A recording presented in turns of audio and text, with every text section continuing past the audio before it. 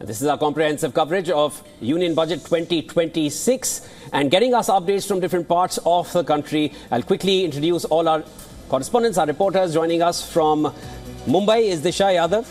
She's going to be bringing us all the action taking place at the BSE and the NSE. Then there is Idris Sloan, who's getting us all the updates from Srinagar. And we also have Hardik, who's joining us here from Vijay Chowk.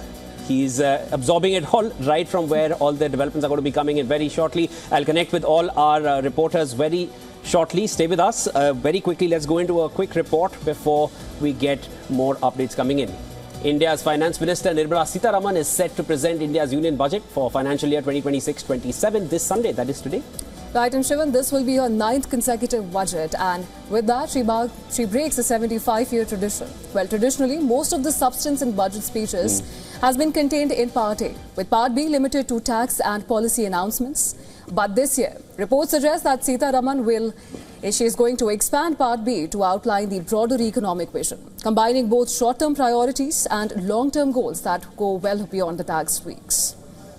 Sitharaman's decision marks a significant departure from decades of budget convention, one that could redefine how India's economic strategy is communicated to investors, businesses and citizens. Economists are watching closely, saying this could become a roadmap for India's economic future, reflecting both its local strengths and global ambitions as the nation enters the second quarter of the 21st century.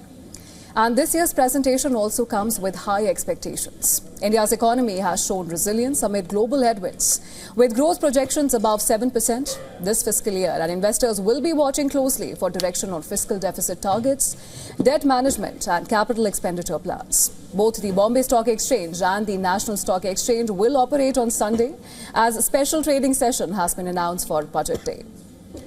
With Part B poised to carry full strategic weight, analysts say the announcements could set the tone for India's economic trajectory well into the next decade.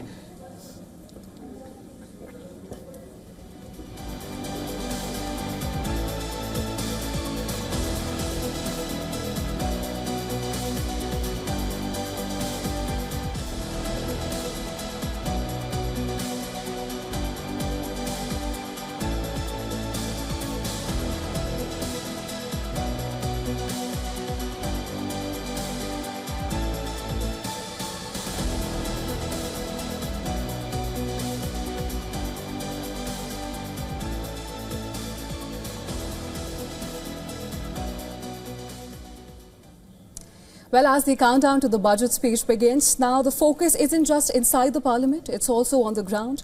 From financial markets to the corridors of power, we have our reporters tracking the ground updates. We have with us Disha, who's joining us from outside BSE Mumbai. We also have with us Idris, who's joining us from Srinagar, and Hardik joining us from Vijay Chowk. Disha, let me come to you first. The BSE is open on a Sunday, there has been less precedent to that. How are markets reacting and what is the sentiment on ground? Get us up to speed. Well, absolutely. So it's not a usual Sunday here because Sundays outside BSE are always isolated. But this time around, and this marks the second time in India's history that the BSE is open on a Sunday for budget. And I just want to show you exactly where we are. So the market hours are open, it's working as usual, and we are looking at some amount of buzz on the ground as well. But of course, majority of the action and development is expected post-budget. Now, what we understand that as far as expectations are also concerned, Mumbai is one of India's most expensive cities, and that is why expectations are also a lot higher from the people around here. First and foremost, of course, affordable housing, because renting has become very expensive here in the city and buying a house as well. So the Mumbaikars are expecting some amount of relief when it comes to that. Affordable housing is on the top list as well.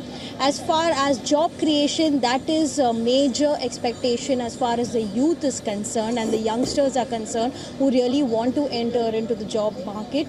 They really want Centre to continue to push as far as the services are concerned, manufacturing sectors are concerned, which can generate employment and can, of course, sustain economic growth as well. As far as salaried professionals are concerned, every year the eyes and the ears are always open as far as the tax relief is concerned. So that, of course, is also on the agenda. And lastly, of course, we can talk also about the healthcare, because getting accessible, affordable healthcare is also becoming next to possible in cities like Mumbai, which is of course becoming very expensive every day. So that also, to get some amount of concessions or some amount of reliefs as far as in healthcare is concerned, that also remains on priority for the citizens. Thanks, Disha, for getting us all of those updates. I'll quickly cut across to Hardik Bharadwaj, who's there with us in Vijay Chowk right here in Delhi. Hardik, reactions you've picked up. It's not a regular Sunday. You made it very clear to us rightfully in the beginning. Tell us more on what you picked up. Firstly, I would like to let you know the road to Parliament is packed. So, Finance Minister Nirmala Sitharaman, Prime Minister Narendra Modi as well, they've reached Parliament. Convoys are in. So, obviously, in terms of expectations, everything is pretty buzzing right now. So, not a usual Sunday. Would just like to bring in terms of reactions, what I spoke to like a few people and got the sense of how this particular budget could lay the groundwork for Trump-proofing the economy, if that's the word. Basically, point being that India's manufacturing capabilities, major focus could be on that, and not just that, but also startups. Understood. So, apart from that, despite the fact that global uncertainty is structural, India's growth is also structural.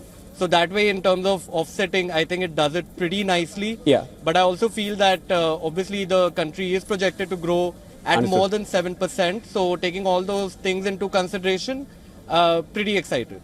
All right, Hardik, thanks so much for those updates. I'll quickly now cut across to Idris. Idris, you had mentioned horticulture, tourism, and of course the railways. You know, key concerns and requirements coming in from Jammu and Kashmir. Very quickly, if you can elaborate further. Well, absolutely, Shivan. Kashmir has had a very rough year. 2025 kick-started with the Pahalgam terror attack, then Operation Sindoor, which has hit the tourism industry massively. If we talk about the industry, also plays a major role in the GDP of Jammu and Kashmir. But we've seen there has been complete...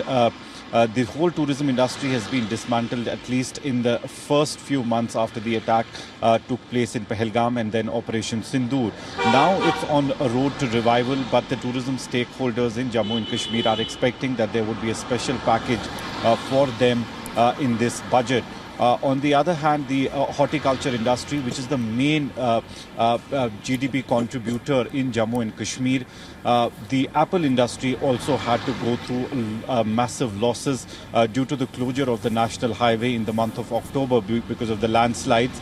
And we saw how much the apple growers had to bear at that point of time as well. They are also expecting that the government would come up with some kind of scheme for them, and especially the road connectivity.